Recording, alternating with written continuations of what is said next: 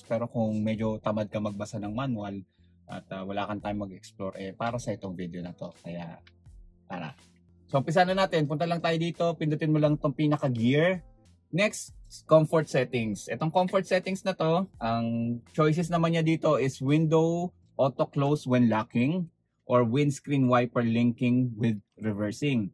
Sa akin dito sa window auto close when locking, 'di ba minsan nagbukas ka ng bintana, normally hindi mo na check kung talagang nakalapat na yung glass mo doon sa pinakataas.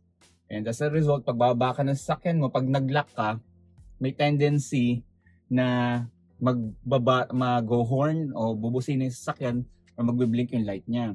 Ini-indicate niya na either nakabukas pa yung bintana or may nakabukas pang pinto.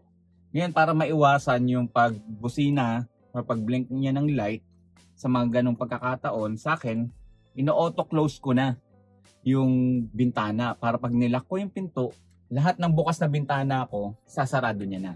Ang reason na lang na magpopot-pot siya o magbubusina siya is kapag ka may hindi nakalapat na pintuan. Yun.